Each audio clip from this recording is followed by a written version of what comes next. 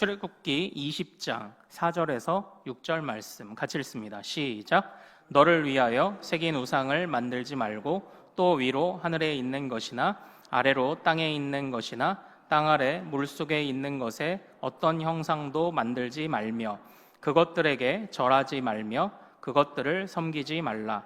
나 내 하나님 여호와는 질투하는 하나님인즉 나를 미워하는 자의 죄를 갚되 아버지로부터 아들에게로 3, 4대까지 이르게 하거니와 나를 사랑하고 내 계명을 지키는 자에게는 1000대까지 은혜를 베푸느니라. 아멘. 자, 우리 한 번 더 읽겠습니다. 4절부터 시작. 너를 위하여 새긴 우상을 만들지 말고 또 위로 하늘에 있는 것이나 아래로 땅에 있는 것이나 땅 아래 물속에 있는 것에 어떤 형상도 만들지 말며 그것들에게 절하지 말며 그것들을 섬기지 말라.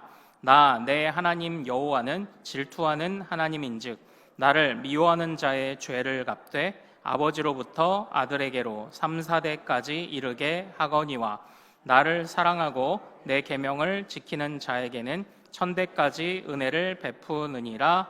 아멘. 아멘. 자, 오늘 우리가 함께 읽은 이 말씀 통해서요, 하나님의 계획 시리즈 이제 마지막입니다. 이제 7번째 시간, 하나님을 하나님 되게 하라라는 제목으로 오늘 설교를 한번 나누도록 하겠습니다. 벌써 이제 마지막 주일입니다. 이제 주보에 보면은 65-1, 65는 우리 교회 이제 설립 그 횟수인 거 아시죠? 65주년 1주차, 2주차 하다가 벌써 이제 52주차까지 왔습니다. 또 한 해 동안 우리 같이 또 예배를 섬겨주신 모든 분들께 또 감사드리고요. 아무쪼록 내년에도 더 풍성한 예배를 또 하나님이 우리에게 허락해 주시는 그 기대하는 마음을 또 우리가 잃지 않기를 소망합니다. 얼마 전에 이제 우리 자녀들이 다 그러셨겠지만 저희 집 첫째 아이도 이제 시험 기간 마지막 기말고사를 이제 봤습니다. 시험을 한 4일, 5일 뭐 이렇게 대부분 보죠. 이게 기말고사를 이렇게 하루하루 보는데 이 기말고사를 시험을 보고 아이가 집에 오면 보통들은 첫 마디로 뭐라고들 이렇게 말씀을 하셨나요? 뭐라고 말씀하셨나요? 그러니까 시험 잘 봤냐? 이제 이렇게 하고 싶으시죠. 그렇게 하고 싶으실 겁니다. 근데 저도 이제 그렇게 물어보고 싶었지만 이번 시험만큼은 제가요 철칙과 같이 꼭 지킨 게 있어요. 처음에 시험을 딱 보고 집에 왔던지 아니면 뭐 전화가 오던지 하면은 첫 마디를 항상 아이고 우리 딸 수고했다. 제가 이 얘기를 제일 먼저 한번 해봤습니다. 그리고 나서 시험 잘 봤냐? 이제 안 물어본 건 아니에요. 안 물어본 궁금하잖아요. 안 물어본 건 아닌데 항상 첫 마디는 아이고 우리 딸 수고했다. 이제 제가 이렇게 한번 말을 해봤어요. 이제 왜 그랬냐면은 우리 자녀들은 우리 가정에서 나누는 대화나 가정에서 일어나는 여러 일들을 가지고 이제 우리 집이 어떤 집안인가를 나름 평가하고 있을 겁니다. 우리 집안은, 우리 가정은 어떤 집이야? 우리 아빠는, 우리 엄마는 말을 이렇게 해. 우리 가정은 아니면 뭐 이제 정말 화목한 가정이야. 우리 가정은 따뜻해. 그러니까 제 아내도요, 우리 자녀들, 저희 딸아이도 저희 집을 이제 판단하고 있을 것 아닙니까?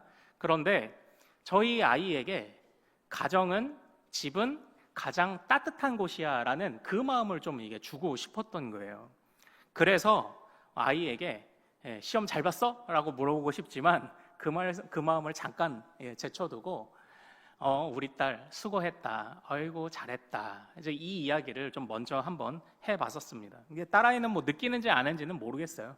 그런데 제가 특별히 이렇게 생각하는 이유가 뭐냐면 가정은 저의 존재감이기 때문이에요. 이게 무슨 말이냐면 우리가 지난주에 나눈 것처럼 현대인들은 고민이 많습니다. 저도 고민이 많아요. 내가 쓸모 있는 사람일까?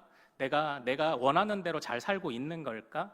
아니면은 나는 정말 뭐 내 노후를 준비하든 아니면은 나는 정말 안전한가? 나는 안정적인가? 이런 고민을 항상 한다고 우리가 지난주에 나누지 않았습니까?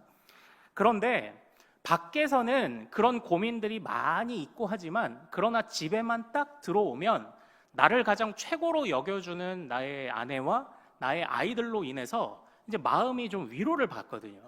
그래서 이제 저는 가정은 저의 이제 존재감인 거예요. 내가 밖에서는 푹 이렇게 그냥 실망하고 막 쓰러지고 했어도 그래도 집에 오면은 좀 제 기가 좀 그래도 좀 사는 거죠. 그래서 이런 마음을 우리 아이들도 좀 느끼게 해주고 싶었던 겁니다. 그래서 집에 오면 얘들아 밖에서 힘들었지, 수고했지, 그래 너도 수학 문제 풀려면 얼마나 고생이 많았냐, 안 풀리는 거 붙잡고 있느라고 그랬을 거 아닙니까? 그래도 집에 오면 잘했어, 수고했어, 너는 최고의 딸이야, 너는 최고의 아빠 딸이야, 이제 이런 마음들을 나누면서 이 가정이 이게 존재감이 되기를 이제 바랬던 거예요. 우리 아마 이제 여러분들도 그 어린 자녀들이 어렸을 때 그런 경험이 있지 않으십니까? 이게 저희 딸아이도 제가 이제 아침에 출근을 할 때 되면은 아장아장 이렇게 걸을 때 나와가지고 이제 빠이빠이 하고 이렇게 인사를 합니다. 아빠 잘 갔다 와 빠이빠이 하는데 어떤 날은 울어요. 아빠 가지 마, 나랑 있어, 나랑 놀아 막 하고 막 이렇게 붙잡아요. 그런데 그런 그 모습을 보면요, 이게 아이가 단지 그냥 저를 붙잡고 울기 때문에 짠한 게 아니라 어떤 마음이 드냐면 내가 뭐라고 이 아이는 나를 이렇게 생각을 해줄까? 이제 이런 생각이 드는 거예요. 내가 뭐라고, 이 아빠가 뭐라고 우리 딸아이가 그렇게 아빠 가지마, 아빠 없으면 안 돼, 나는 아빠가 있어야 돼, 아빠 가지마, 나랑 놀아. 내가 뭐라고.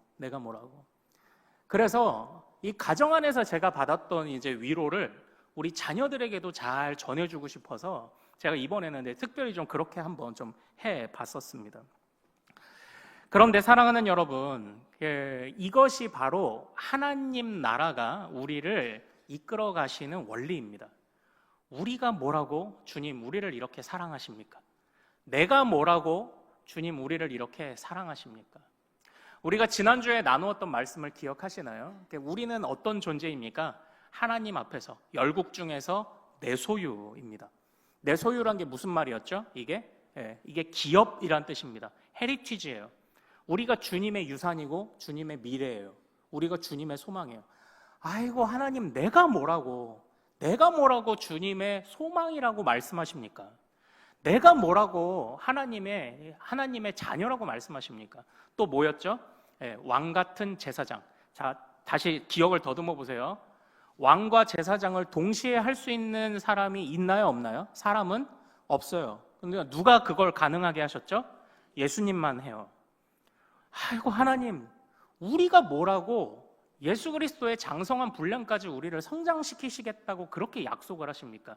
하나님 나라가 우리를 이처럼 존귀하게 여기시며 우리를 그렇게 다루어 가시는 거예요. 그렇게 우리를 살게 하시는 것입니다. 이것이 우리가 지난주에 살펴본 바로 그런 그 마음 아닙니까? 가정이 나의 존재감이 되는 것처럼 여전히 세상에서 안 되는 일 투성이고, 그리고 내가 쓸모 있는지 없는지 항상 나의 가치를 판단받아야 하고 항상 평가받아야 하는 그 삶의 현장을 뛰어넘어서 가정에서 오면 나를 향해 무한 신뢰를, 나를 향해서 무한 사랑을 베풀어주는 가족 덕분에 내가 마음이 다시 한번 일어서는 것처럼 하나님도 그러시기를 원하신다는 거죠. 하나님도 우리를 그렇게 여기시는 줄로 믿습니다. 우리가 이 말씀들을 꼭 기억하시기를 소망합니다.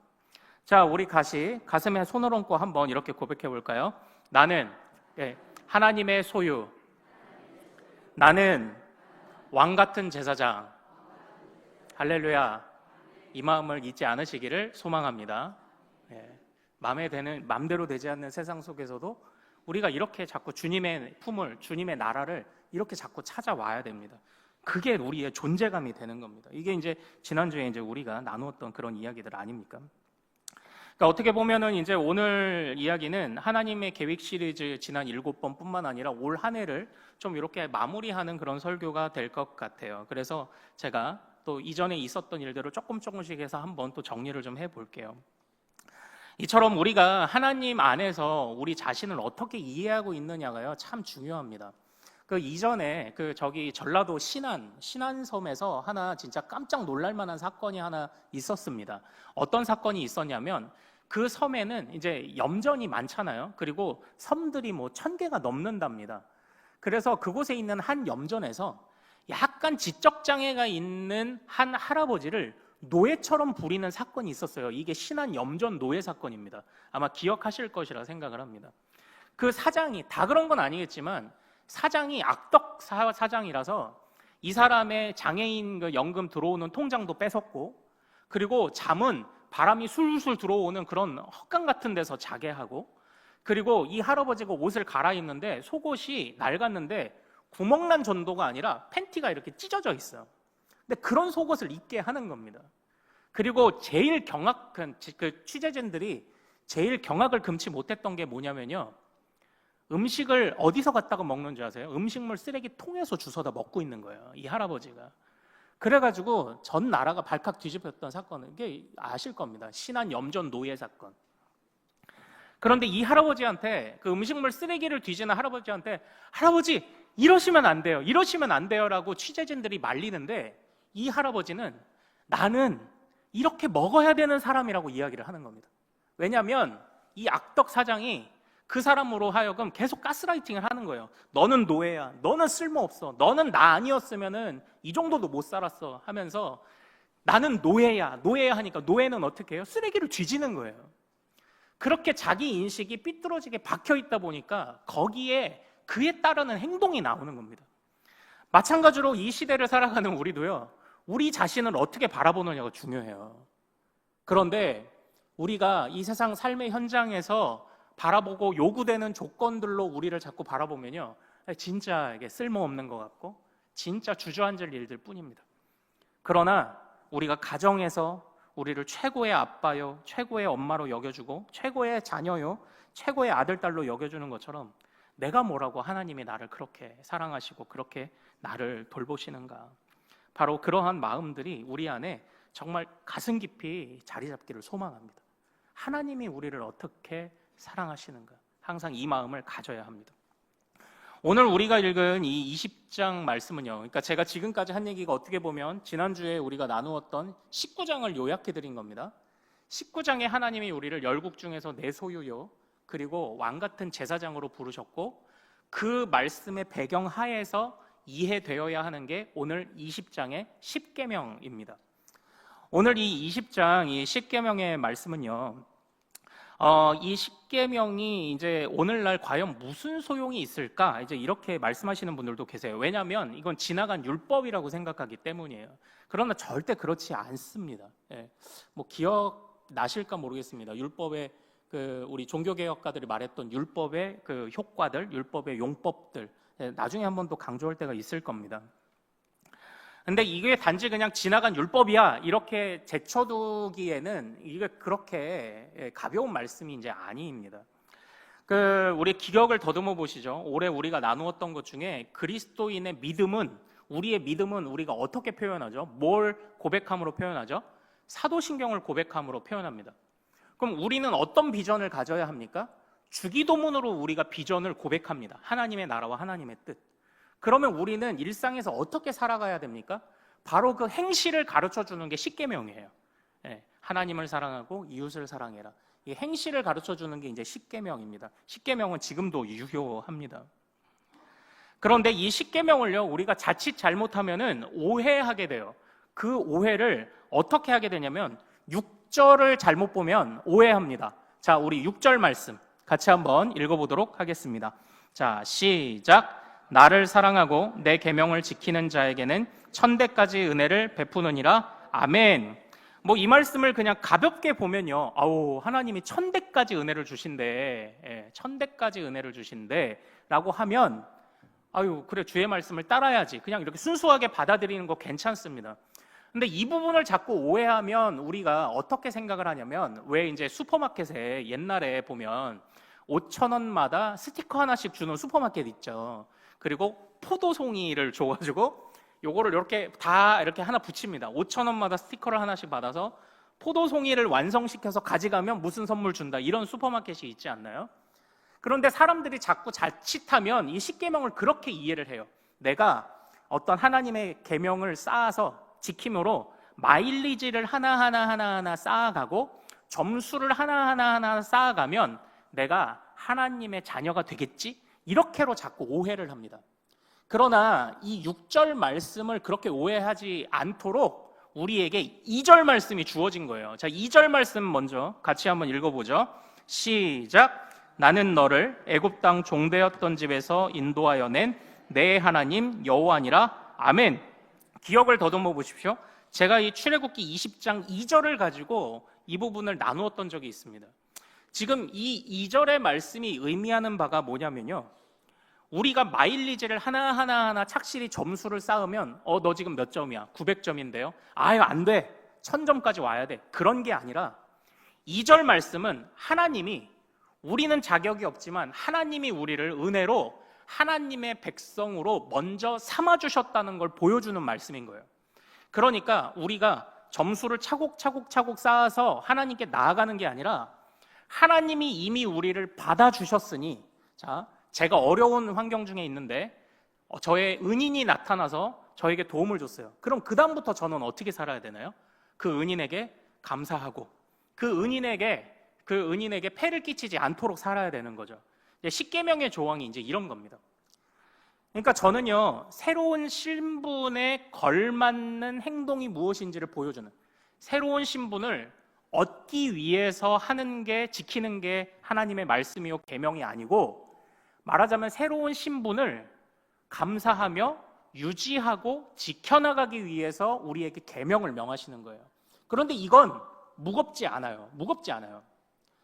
저는 예전에 광명시에 살았습니다. 그리고 광명시에서 한 20-30분 정도 차를 운전하면 갈 수 있는 교회에서 사역을 했어요.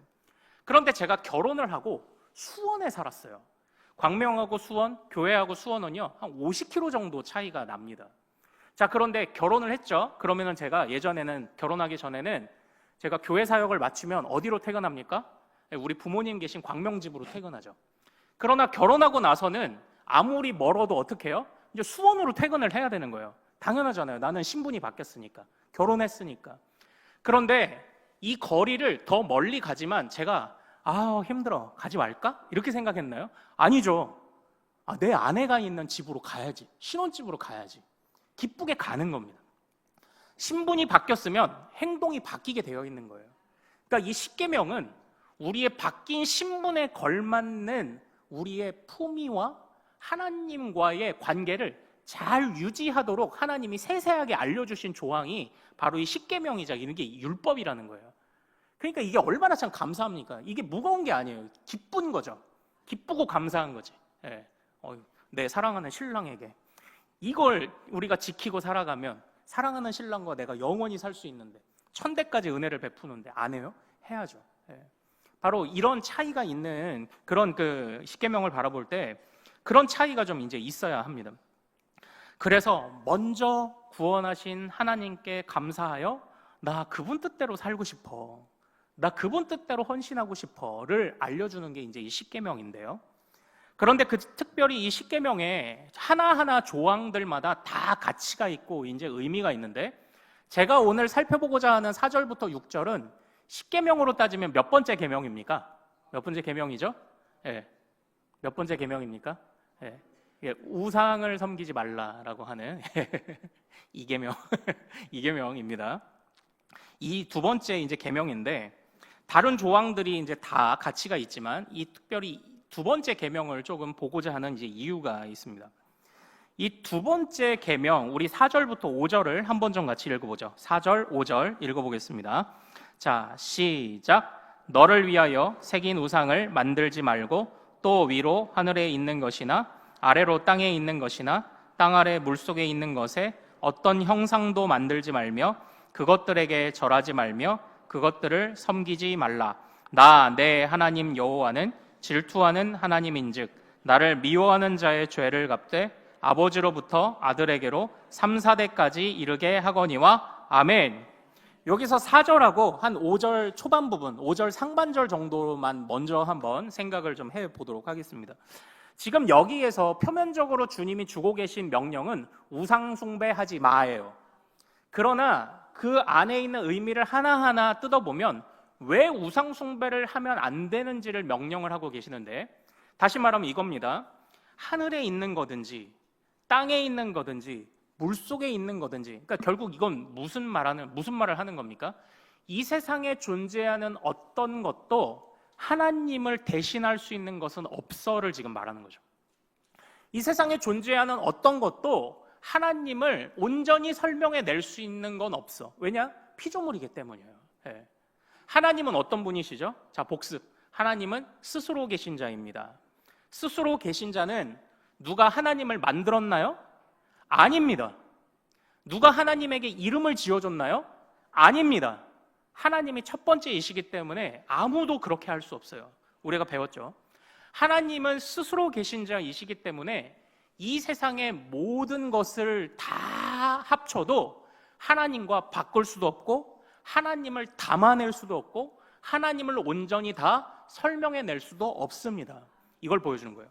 그러니까 지금 이 두 번째 계명은 단순하게 우상숭배를 하지 말라라는 계명이기에 앞서서 하나님의 독보적인 위치와 지위와 권위를 보여주는 그런 계명이에요, 사실. 그러니까 뭐 1계명하고 다 같은 맥락입니다. 1계명부터 4계명까지 다 같은 맥락인 거예요. 다. 하나님, 당신은 정말 최고의 하나님이십니다. 그래서 그 하나님을 어떤 세상에 있는 존재하는 돌이나 아니면 어떤 뭐 이런 우상이라고 말하는 조각상들이나 이걸로 그 하나님을 담을 수 없는데 담으려고 시도하니까 그게 불경한 거예요. 그게 안 되는 거를 자꾸 되게 된다고 생각하니까 그게 하나님 앞에 불경한 게 이제 되는 겁니다. 우리 믿음의 선배들은요, 이 2계명에서 예배의 원리를 만들어냈어요. 그래서 예배의 중요한 원리가 뭐냐면 예배는 이 세상의 어떤 것으로도 하나님을 담아낼 수 없기 때문에 하나님이 알려주신 것으로만 예배합니다. 우리 믿음의 선배들이 이렇게 원리를 끄집어낸 거예요. 그럼 하나님은 우리에게 뭘 알려주셨나요? 뭘? 막 기타 치는 거 알려주시고 막 피아노 치는 거 알려주시고 그랬나요? 뭐 넓게 보면 그렇다고 할 수 있지만 하나님이 이 세상에 존재하는 어떤 것도 하나님을 담을 수 있는 게 없어요. 그러나 하나님이 우리에게 주신 게 있죠. 그게 뭐예요? 그게 말씀이에요. 그래서 예배는 말씀과 말씀의 원리를 따라 드린다고 이 말씀에서 이 한 구절에서 우리 믿음의 선배들이 그렇게 가르쳤던 겁니다. 이게 말씀은 이 세상에 존재하던 것들을 조합한 게 아니죠. 하늘에서 주신 거잖아요. 그래서 그 말씀을 가지고 예배하고 그 말씀을 가지고 하나님을 이해하도록 한 거예요. 세상에 존재하는 것을 이해하는 게 아니라 이 명령을 이제 주셨던 겁니다. 그러나 어쨌든 이 안에 있는 핵심은 뭐냐? 하나님을, 오늘 설교의 제목이에요, 이게. 하나님을 하나님 되게 여기라는 겁니다. 하나님을 하나님 되도록 하라는 겁니다. 이게 우리의 하나님의 구원 계획의 최종 목적지예요. 자, 기억을 한번 더듬어 보죠. 하나님은 우리에게 위대한 구원의 선한 계획을 가지고 계십니다. 그래서 익숙했던 곳이 아니라 구별된 땅으로 떠나게 하세요. 떠나야 됩니다, 여러분들. 잘 떠나고 계신가요? 매주 예배를 통해 잘 떠나고 계신가요? 그리고 우리는 순종해야 합니다. 그리고 우리는 감사해야 합니다. 그리고 우리는 예배해야 합니다. 왜 그렇습니까? 같이 한번 따라해보죠. 하나님께 최고의 가치와 영광을, 바로 그거예요. 그렇게 최고의 가치와 영광을 누린 자에게 하나님이 개인적으로는 어떤 유익을 주시죠?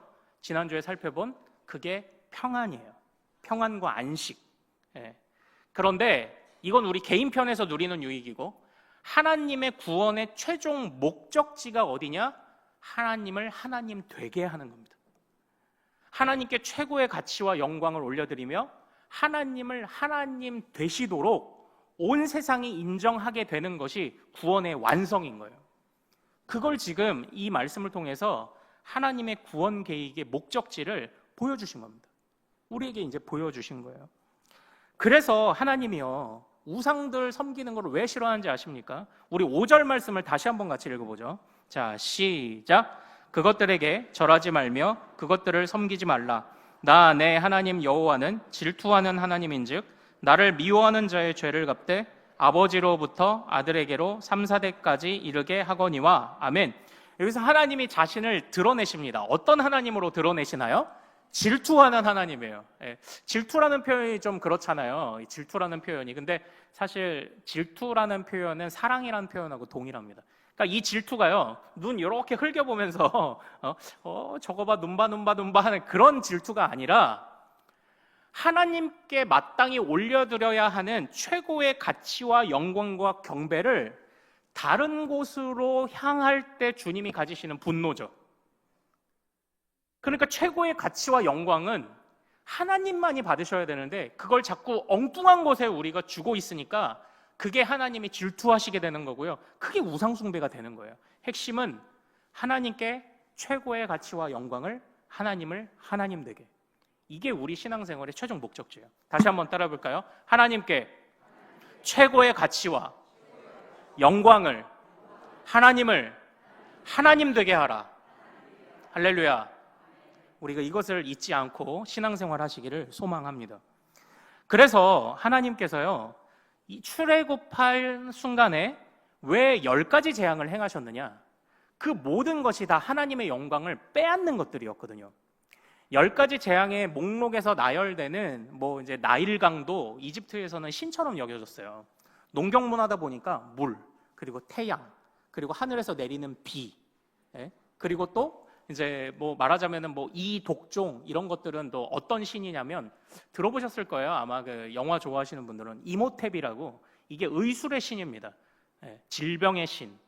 말하자면은 이 세상 관점에서 그냥 잘 먹고 잘 사는 걸 도와주는 수많은 신들이 애굽에 있었고, 그 안에서 하나님의 백성들은 지금 신한 염전 노예처럼 살아가고 있었던 거예요. 가스라이팅 당하고 있었던 거죠. 니네는 노예야. 니네는 노예거야. 니네는 노예야. 그런데 하나님이 그걸 이제 하나하나 깨부시는 것 아닙니까? 왜? 질투하시는 하나님이니까. 내 백성이 파라오를 보면서, 바로를 보면서, 아니면 태양을 보면서 절하게 만들지 마. 내 백성은 오직 하나님을 하나님 되게, 하나님께만 최고의 가치와 영광을 올려드리도록 해야 되는 백성이 야를 보여주신 게 이제 10가지 재앙이었던 거예요. 이게 그냥 그 하나하나 1단계 이 정도면 돌아오려나? 2단계 이런 차원이 아닙니다. 그들의 신을 심판한 거예요. 그들의 삐뚤어진 믿음을 심판하신 거죠. 하나님이 스스로 최고의 영광과 가치를 받으셔야 하는 분이라는 것을 알려주시기 위해서 이제 그 출애굽 과정들을 이제 행하신 것 이제 아니겠습니까? 이것처럼 우리 신앙의 최종 목적지를 우리 사랑하는 여러분들이 절대 잊지 않으시기를 소망합니다. 하나님께 최고의 가치와 영광을, 궁극적으로 하나님을 하나님 되게 하라. 하나님을 하나님 되게 하라. 하나님과 그 어떤 것도 바꾸지 말아라. 하나님께서 받으셔야 하는 경배와 영광을 다른 것들에게 주지 말라. 지금 이 말씀을 우리에게 주고 계시는 줄로 믿습니다. 그러나 사랑하는 여러분, 이제 올 한 해를 이제 저도 돌아볼 거 아닙니까? 올 한 해를 저도 돌아보잖아요. 근데 제가 목사지만 항상 기억하고 있는 속담이 있어요. 중이 제 머리를 못 깎는다. 이제 이런 속담을 제가 항상 염두에 두고 있습니다. 왜냐하면 참 이제 하나님께 최고의 가치와 영광을, 하나님을 하나님 되게 사십시오를 수많은 시간들 부르짖어 왔는데 이제 저를 돌아볼 거 아니에요. 나는 하나님께 최고의 가치와 영광을 올려드렸냐? 그래서 사실은 이제 두려운 거예요. 그래서 두렵죠. 저는 그래서 이 설교가 사실은요, 이렇게 두려워요. 사실은 조금 좋지만, 영광스럽지만 두려워요. 그래서 두려운 영광이에요. 바른 말을 해야 되는데 그것대로 살지 못하는 나를 발견하면 이게 두려운 영광이라고요. 근데 여러분들은 어떠신가요? 항상 그렇지 않습니까? 우리는 항상 하나님 앞에서 신앙생활하는 게 좋기도 하지만 우리 안에 항상 거룩한 두려움이 있죠. 있기 마련입니다. 그러나 그때마다 우리가 단순하게 절망과 좌절로 빠지라고 하나님이 우리에게 두려움을 갖게 하실까요? 아니요, 절대 그렇지 않습니다. 바로 그렇게 우리가 하나님 앞에 부족하여 하나님께 최고의 가치와 영광을 올려드리지 못해서 우리의 마음이 무너질 때, 그때가 바로 우리가 주님께로, 우리를 존귀하게 여기시는 주님께로 돌아가야 하는 때라는 것을 꼭 기억하시기를 소망합니다. 그때 바로 주님께 가야 되는 거예요. 그때. 다른 데서 답을 찾으려고 하면은 찾을 수가 없어요. 우리를 가장 존귀하게 여기시는, 아직도 우리로 하여금 귀하다고, 아직도 내가 필요하다고 말씀하시는 주님께 그때마다 나아가야 합니다. 그래야 이 두려움도 사라질 거고 이 영광이 더욱 빛나게 되지 않겠습니까? 그래서 제가 지난주에도 계속 부탁드린 게 있어요. 결국 하나님께 나아가서 하나님을 하나님 되게 하고 하나님을 크게 보면 우리 자신이 커 보이는 거예요. 하나님이 커 보이면 커 보일수록 하나님의 자녀된 우리의 가치가 더 크게 보이는 줄로 믿습니다. 우리가 이걸 깨달아야 합니다. 우리가 이걸 깨달아야 해요. 그 지난 주일 오후에는요, 우리 그 다음 세대 자녀들의 성탄 발표가 있었어요. 이 중에서 이제 오후 예배 못 드리신 분도 계실 텐데요.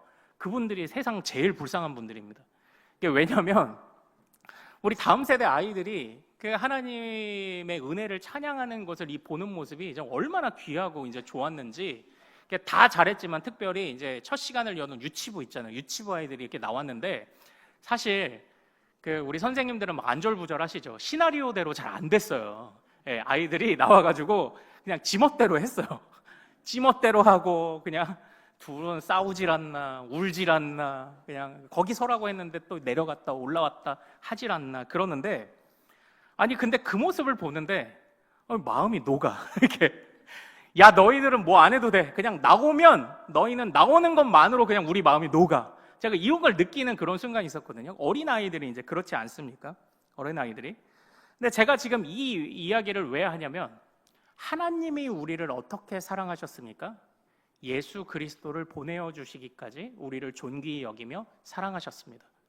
또 하나님이 우리를 어떻게 사랑하셨습니까? 그 예수 그리스도를 아기로 보내어 주셔서 더욱 우리를 존귀하게 여기셨습니다. 제가 이런 묵상하게 된 거예요. 이게 무슨 얘기냐면, 우리가 지금 예수 그리스도가 아기로 오셨다는 것에 대해서 저는 지금 뭐 논리적 얘기를 하는 것도 아니고 교리적 얘기를 하는 것도 아니에요. 우리 어린 아이들이 앞에 나와 있는 것만으로 우리의 마음이 녹는 것처럼, 이제 조금 있으면은 우리 이제 박주리 집사님이 넷째 출산하셨고 아기를 포대기에 이렇게 안고 오실 것 아닙니까? 그러면 저는 여러분들의 반응이 어떨지 이미 알고 있어요. 그 포대기에 쌓은 아기 가가지고요, 이렇게 들춰보고서는 여러분은 이렇게 반응하실까요? 아우, 이제 이렇게 반응하실 거예요. 그리고 그 아기를 보기 위해 줄을 서실 겁니다. 그게 아기가 주는 힘이에요. 아기는 사람의 마음을 녹여요. 아기는 보고 있으면 그 순수함에 빨려 들어갈 것 같아요. 전 지금 교리적 이야기를 하는 게 아닙니다. 저는 지금 여러분에게 논리적 이야기를 하는 건 아닙니다. 그런데 주님이 우리에게 예수님을 주신 것도 감사한데, 그 예수님을 왜 아기에게 주셨을까? 아기로 주셨을까? 우리가 그 예수님에게 빨려 들어가게 하시기 위함이 아니었을까? 그 아기 예수님을 보면서 우리의 미련했던 죄악을 회개하게 만들고, 그 아기 예수님의 순수함을 닮아가며 아기 예수님이 자라가도록, 함께 성장하도록 주님이 그 계획을 세우셔서 이 예수님을 하필이면 아기로 주신 게 아닐까? 제가 이제 그런 생각을 이번 주에 이제 해보게 되더라니까요. 근데 이번 주 이제 월요일에 저희 처남네하고 만날 일이 있어가지고 제가 2살짜리 이제 조카를 데리고 놀았는데, 저희 이제 애기들 진짜 잘 데리고 놀아주거든요. 그러니까 얼마나 잘 데리고 놀아주냐면, 애가 막 뒤로 막 넘어가갖고 진짜로 막 머리 찧어가지고 울고 막 이럴 정도로 애가 넘어가요. 그런데 그렇게 놀아주면 걔만 기쁜가요? 아니요, 저도 좋은 거예요. 이게 아기의 힘이 있는 것 같아요. 아기의 힘. 그런데 이제 제가 이번 주에 성탄절도 있고 하니까 이제 그런 생각을 한번 해보는 겁니다. 야, 내가 아기 예수님을 만났을 때 어떤 마음이었을까? 아기라는 것 자체로도 그 안에 빨려 들어갔는데, 약속된 구원자라는 것만으로도 그 안에 빨려 들어가고, 그리고 이 예수님이 자라고 성장하듯 주님이 나도 자라게 하시겠지? 라는 그 기대감을 가지니까, 여러분이 동방박사였으면 어떤 마음을 갖겠냐고요. 여러분이 목자였으면 어떤 마음을 가졌겠냐고요. 제가 이번 주에 그걸 이제 확 느꼈던 거예요. 그러니까 우리 어린 아이들이 나와도, 자 보세요, 지난주 오후 예배 못 드리신 분들이 최상 불쌍한 분들이지. 그 좋은 구경을 못 보시고 유튜브로 보실 수 있습니다. 제가 조금 셈이 되면 유튜브 내려버릴까? 이거 못 보게. 유튜브 내려버릴까? 아니에요, 유튜브 가셔서 보시면 돼요. 얼마나 이뻐요, 아기들이. 근데 저는 그 안에서 주님의 사랑을 발견하는 거예요.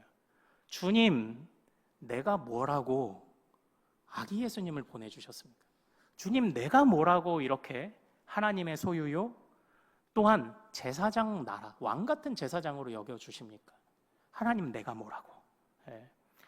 나를 이렇게 여겨주신 주님께 감사해서 이제는 내가 어떻게 해요? 주님께 최고의 가치와 영광을, 이제는 내가 하나님을 하나님 되게 하며 살겠습니다라는 결단이 우리 안에, 우리 새해에도 항상 충만하시기를 소망합니다. 우리가 이 결단들을 할 수 있기를 이제 원해요. 자, 이제 마지막 말씀만 드리고 이제 마치도록 할게요. 이제 뭐 연말도 되고 하다 보니까 이제 저는 가끔 이제 집에 못 들어가고 그냥 제 이제 사무실 목양실에서 좀 잘 때가 있어요. 이제 또 이제 뭐 책을 보고 공부를 하다가 보면은 이제 잠깐 의자에서 기대다가 보면은 이제 또 너무 잘 잤는지 이제 12시가 넘어버리면 지금 들어가면 또 씻는다고 하다가 가족들이 깰 것도 같고 또 한두 시간 있다가 또 어차피 나와야 되고 이러니까 그냥 이제 교회에서 이제 자는 때도 있어요. 근데 어쨌든 이게 뭐 자주는 못 하겠더라고요. 피곤해요. 사실 교회에서 뭐 자면 의자 기대서 자면 얼마나 뭐 편하겠습니까? 그래서 요즘은 웬만하면 그래도 몇 시간 못 자도 들어가서 자려고 이제 합니다. 사무실보다 그래도 좀 편하죠. 편하고 또 마음도 편하고 그렇게 몇 시간 못 자고 이제 아침에 새벽에 다시 나올 때에도 제 안에 어떤 마음이 드냐면 그래도 들어오길 잘했다 이제 이런 생각이 들어요. 들어오길 잘했다 이제 이런 생각이 드는 겁니다. 사랑하는 여러분, 우리도 하나님 나라도 그런 것 같습니다. 우리가 우리 올 한 해 우리가 이 52번의 주일 예배를 하는 것도 사실 쉽지 않은 분들도 계셨을 겁니다. 마음이 그냥 오르락 내리락 하면서 이래저래 예배도 다 잃어버리는 것 같고 그런 때도 있었을 것이고 했지만 그러나 그래도 이렇게 한번 우리가 와서 교회에 오든지 아니면 내가 예배 자리를 지키고 나면 그래도 오길 잘했다 이제 그런 마음이 들지 않으셨나요? 그래도 내가 하나님을 한번 다시 부르짖으며 기도해 보기를 잘했다. 그래도 내가 그래도 교회 와서 공동체로 한번 모여보길 잘했다. 내가 한번 예배 드리길 잘했다. 이제 이런 마음이 들지 않으셨습니까? 그것처럼 항상 우리가 주님과 계속 교제하면서 그래도 우리가 이 마음들이 더 깊어지길 소망합니다. 우리가 주님과 교제하기를 잘했다. 내가 2025년에 그래도 내가 더 예배 자리를 잘 사수하고 지키기를 잘했다. 이제 이런 마음들이 우리 안에 있기를 원해요. 자, 우리를 존귀하게 여기시고 또 우리 안에 평안을 주실 뿐만 아니라 하나님을 하나님 되게 하나님께 최고의 가치와 영광을 올려드릴 수 있는 그리스도의 장성한 분량으로 우리를 성장시키실 주님을 항상 찬양하는 우리 큰숲의 모든 가족들 되시기를 소망합니다. 이러한 구원의 목표를 향해 우리가 새해에도 달려가기를 소망합니다. 자, 우리 같이 좀 찬양하고 기도하죠. 이 세상 어느 것도 주님과 바꿀 수 있는 것은 없습니다. 창조의 아버지, 열방의 통치자, 주여 우리를 붙잡아 주옵소서. 주님께 최고의 가치와 영광을 올려드립니다. 우리 같이 찬양합시다.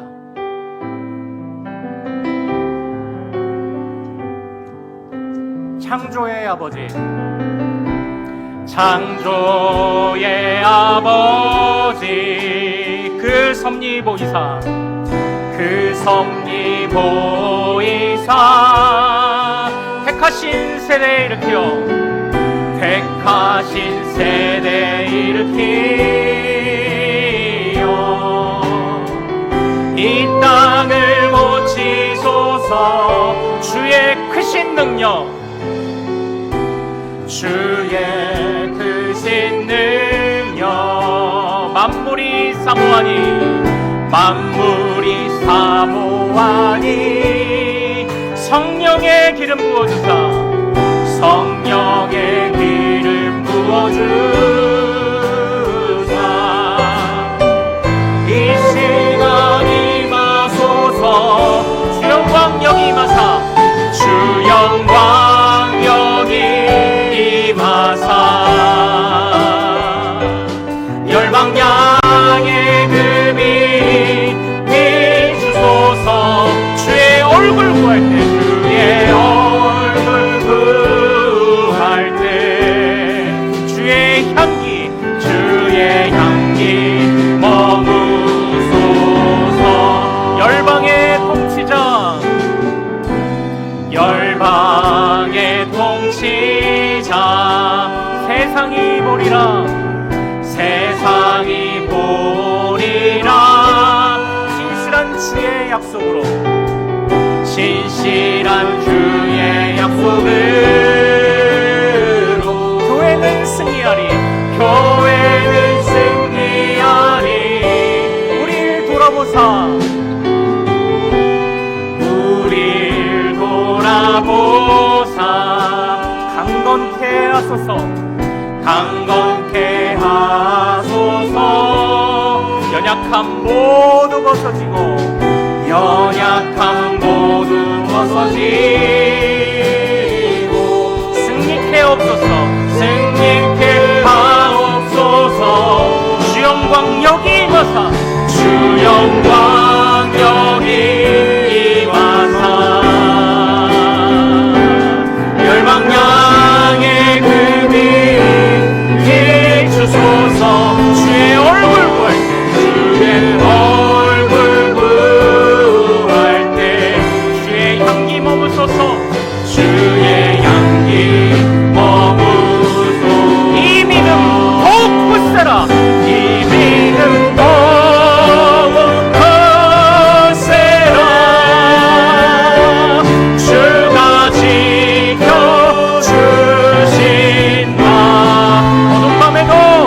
어두운 밤에도 주의 밝은 빛 인도하여 주. 이 믿음 더욱 굳세라. 이 믿음 더욱 굳세라. 주가 지켜주신다.